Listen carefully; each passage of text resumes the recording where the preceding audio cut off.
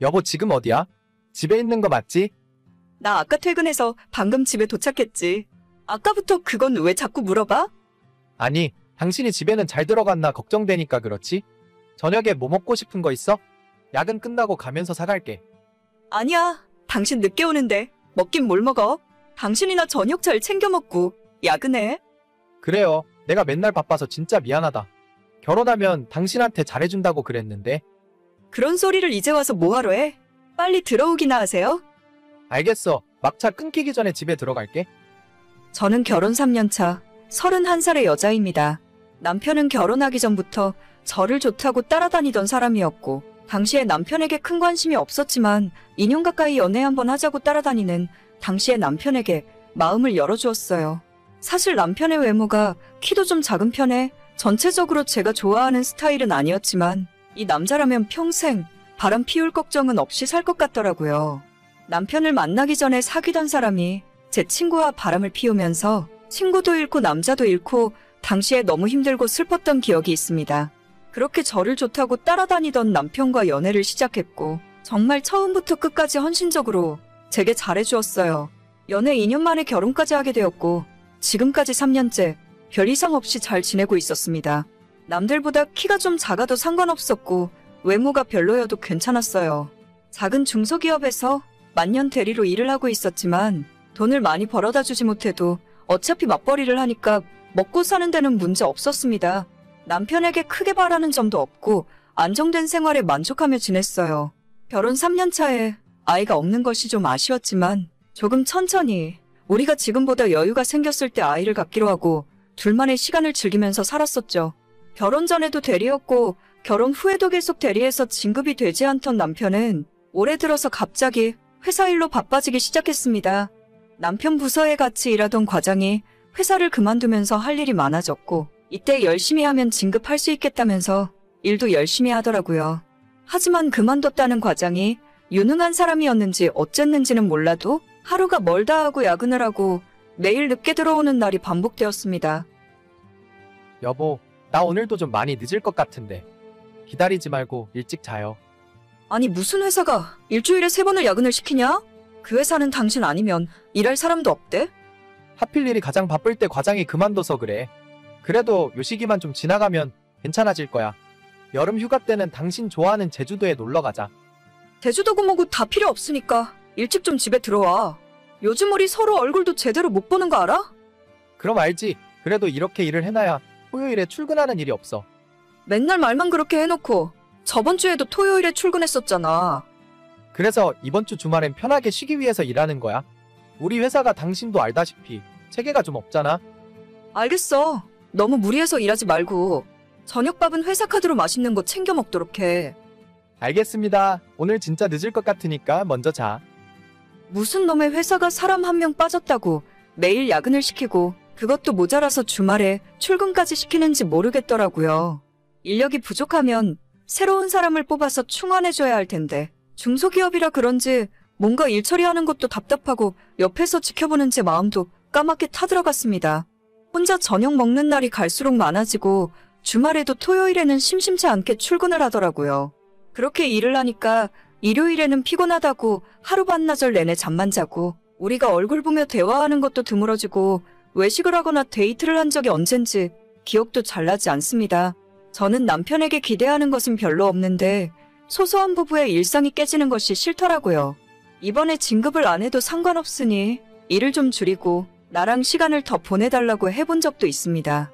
하지만 그럴 때마다 남편은 자기가 이번에 진급을 해야 월급도 오르고 우리 부부가 아이 낳고 살기에 부족함이 없을 것 같다면서 일을 더 열심히 하더라고요.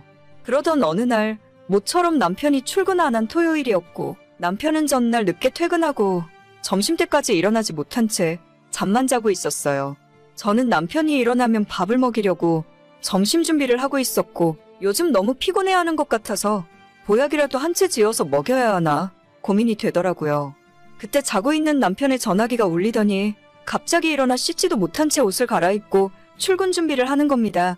저는 남편에게 나가지 말라고 했지만 회사에 갑자기 급한 일이 생겨서 어쩔 수 없다며 저녁 먹기 전까지는 들어오겠다 하고 황급히 집을 나가더라고요. 아니 누가 보면 회사를 혼자 다 먹여 살리는 줄 알겠습니다. 그 회사 사장도 그렇게까진 열심히 일을 안 할 것 같은데 떠난 남편의 뒷모습을 보다가 나 혼자라도 밥을 먹어야겠다 싶어서 점심 준비를 계속했어요. 그때 갑자기 제 핸드폰이 울리기 시작했습니다. 자기야, 나 지금 출발해요. 마누라한테는 회사 간다고 이야기 다 해놨어. 어디로 가면 돼? 저번처럼 그냥 처음부터 방 잡고 만날까? 저는 카톡을 보자마자 이걸 뭐라고 답장을 해야 좋을지 모르겠더라고요. 남편이 맨날 늦게 들어오고 주말에도 집을 비웠지만 바람을 피우고 있을 거라는 생각은 정말이지 단 한 번도 해본 적이 없습니다. 그만큼 남편을 믿기도 했었고 연애할 때부터 지금까지 다른 여자에게 눈길 주는 것도 본 적이 없었거든요. 남편의 외모가 여자들이 보기에 그렇게까지 매력적인 외모도 아니었습니다. 평균 이하의 키에 잘생겼다고는 하기 힘든 얼굴, 거기에 결혼하고 나서 체중도 많이 늘어나는 바람에 뱃살까지 두둑하게 잡히거든요. 돈도 별로 없는 이런 30대 중반의 유부남을 어떤 여자가 탐내겠나 하고 방심한 것도 사실이에요. 하지만 그렇다고 해서 제가 남편에게 함부로 대하거나 못해준 것은 전혀 없습니다. 이런 식으로 뒤통수 맞을 거라고는 상상조차 해보지 않았어요. 여보. 방금 카톡은 내가 친구한테 보낸다는 걸 잘못 보낸 거야. 친구랑 장난치느라고 그런 거야? 됐고, 너 지금 당장 집으로 들어와. 핸드폰 버리거나 삭제할 생각하지 말고 1분 안에 오지 않으면 후회하게 될 줄 알아? 여보, 일단 화내지 말고 내 이야기 좀 천천히 들어봐. 나랑 게임 같이 하는 동식이 있지? 걔한테 하는 이야기였어. 동식 씨한테 전화해볼까? 당신 친구들한테 다 전화해서 망신 주기 전에 헛소리 말고 들어와. 알겠어, 여보. 남편이 집에 들어오자마자 핸드폰을 뺏어서 확인하기 시작했어요.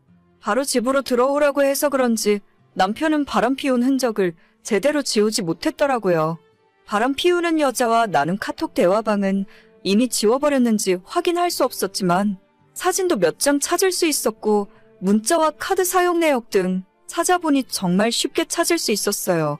생각해보니 남편을 얼마나 확실하게 믿고 살았던 건지 지금까지 한 번도 남편의 핸드폰을 검사해본 적도 없었습니다. 그러니 굳이 남편도 철저하게 감추려고 하지 않았던 거죠. 최종 결정타로 숙박업소 이용 내역을 찾자마자 저는 더 이상 남편을 믿을 수도 없었고 이 결혼을 계속할 어떤 이유도 없었습니다. 정말 여자한테 인기라고는 전혀 없을 줄 알았는데 회사 부하 직원이랑 바람이 났더라고요. 그 여자는 5살 아들까지 있는 유부녀였고 이번에 저한테 들키게 되면서 그쪽 집안도 완전히 뒤집어졌습니다. 당장 상간녀 소송으로 고소장을 받게 생겼는데 집안에 숨길 수가 없었겠죠.